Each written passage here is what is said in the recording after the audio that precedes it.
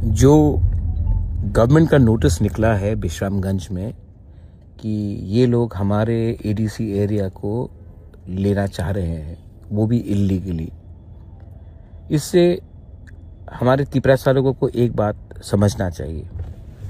जो शब्द का इस्तेमाल किया जा रहा है आजकल, मैंने सुना है बहुत बार, हम एडीसी को दखल करेंगे। दखल का मतलब क्या होता है? कैप्चर। और ये जो विश्रामगंज में हो रहा है ये इल्लीगल कैप्चर है। ये लोग हमारा 6 शेड्यूल एडीसी को खत्म करके बंद करना चाहते हैं, जिसके लिए श्यामाचरण त्रिपुरा, द्रव कुमार यांग, नागेंद्र जमातिया, बीके रांखोल ने पूरा जिंदगी फाइट किया और इतने साल के बाद एडीसी मिला। आज यही लोग हमारा एडीसी और 6 शेड्यूल को छीनकर हमें मजबूर करना चाह रहे हैं। आपको भी विचार करना है, क्या पार्टी इंपॉर्टेंट है या अपना बच्चे का भविष्य?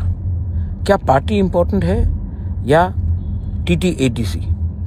अगर आपको लगता है कि हम सिर्फ पार्टी करेंगे और अपने बच्चे का भविष्य के बारे और अपना अधिकार के बारे बात नहीं करेंगे, तो आप जाकर आपको जो मर्जी आता है आप कीजिए।